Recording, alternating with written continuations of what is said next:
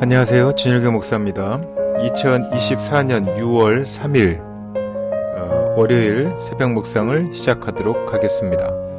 오늘 우리가 함께 보실 말씀은 사도행전 15장 12절에서 35절까지 있는 말씀이고요. 제목은 교회가 문제를 해결하는 법입니다. 오늘 말씀을 보기 전에 저희가 어제 주일날 새벽 묵상을 하지 않았는데요. 15장 1절부터 11절까지 있는 말씀을 먼저 간략하게 소개를 해야 될 것 같습니다. 이제 안디옥 교회에 어떤 문제가 하나 발생하게 되는데요. 무엇이냐면 유대에서 내려온 사람들이 이방 신자의 할례 문제를 제기하면서 다툼이 일어나게 됩니다. 그래서 안디옥 교회의 문제를 해결하기 위해서 바나바와 바울을 예루살렘으로 이제 파송하게 되는데요. 이 안디옥 교회를 방문했던 유대의 몇 현지들이 성도들에게 유대 율법을 지켜야 구원을 얻는다라고 가르치는 거였죠. 복음의 핵심과는 다르게 이방인 신도들을 형제로 인정하지 않고 더 나아가서 바울과 바나바의 이방 선교를 부정하는 그런 심각한 주장이었는데요. 이에 대해서 바울과 바나바는 예루살렘으로 파송되어져서 이것에 대한 설명을 하면서 차별 없는 복음을 이야기하고 이방 선교를 보고하게 됩니다. 그리고 그 이후에 베드로와 바울이 경험한 일과 야고보의 성경 해석을 근거로 예루살렘 교회가 이방 사람에게 무거운 짐을 지우지 말자라고 결정하는 것이 오늘 본문에 나와 있는 핵심적인 내용입니다. 본문 말씀을 좀 더 깊이 들여다보도록 하겠습니다. 오늘 15장 12절에서 35절까지 사도행전에 있는 이 말씀이 이방 사람을 차별하지 말라는 베드로의 말을 이어서 바나바와 바울이 선교 현장에서 일어난 놀라운 일을 보고하는 것으로 시작하게 됩니다. 그리고 마지막으로 야고보가 일어나서 시므온의 기도와 또 선지자들의 글들을 인용하면서 하나님이 유대 사람들을 택하신 것은 이방 사람들을 구원하시려는 뜻이라고 해석하게 됩니다.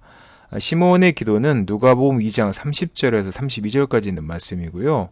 그리고 야고보가 인용한 선지자들의 글은 예레미야서 12장 15절 말씀, 또 아모스서 9장 11절 말씀, 그리고 마지막으로 이사야 45장 21절의 말씀입니다. 이방 사람들을 구원하시려고 하는 하나님의 뜻이 유대 사람을 선택한 것이다라는 설명을 하는 본문으로 구약 성경의 말씀을 선택하는 것이죠. 그리고 유대인 성도는 이방인 성도에게 유대인의 문화와 관습을 강요하지 말고 이방인 성도는 유대인과의 화합을 방해하는 이방 풍습을 자제할 것을 제안하게 됩니다. 드디어 이방 선교지와 예루살렘 교회와의 문제가 생겼을 때 그 문제를 해결하는 그런 방법들을 구체적으로 제시하게 되는 것이죠. 그래서 이제 예루살렘 교회가 그들의 제안을 받아들이게 되고요. 유다와 실라를 대표로 뽑아 이런 내용을 담은 편지를 안디옥 교회에 전달하자 이렇게 결의하게 됩니다. 그리고 편지를 받은 안디옥 교회도 예루살렘 교회의 권면을 기쁘게 받아들입니다. 유다와 실라는 거기서 얼마간 지내면서 성도들을 격려하다 돌아가게 되고요. 바울과 바나바는 안디옥에서 계속 말씀을 가르치고 전하게 되는 것이죠. 야고보는 베드로와 바울이 경험한 일이 성경의 가르침과 일치한다라는 것을 지원하고 설명을 합니다. 사건을 말씀으로 해석하고 확정한 일은 교회가 주님의 뜻을 찾고 문제를 해결하기 위해서 반드시 지켜야 될 과정이겠죠.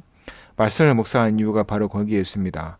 우리에게 일어난 일을 말씀을 통해서 재해석해 보는 것이죠. 그렇게 되면 주님의 뜻을 우리가 더 분명하게 알게 되는 것입니다. 안디옥 교회 성도들이 예루살렘 교회의 권면을 기쁘게 받아들인 장면이 나오는데요.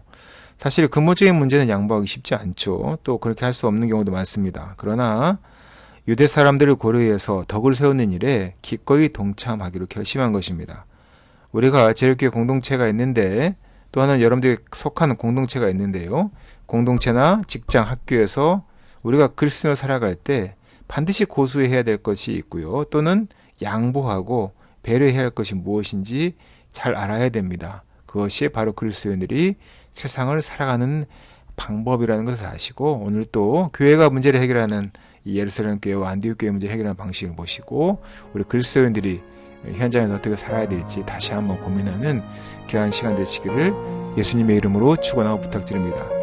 함께 기도하겠습니다. 매 순간마다 우리가 속한 공동체 또한 제일교회 공동체 안에 여러 가지 문제들을 직면하게 됩니다. 우리가 이러한 문제들을 말씀 안에서 지혜롭게 풀어가도록 주님 함께하여 주시옵소서. 이 모든 말씀 거룩하신 예수님 이름으로 기도드렸습니다. 아멘.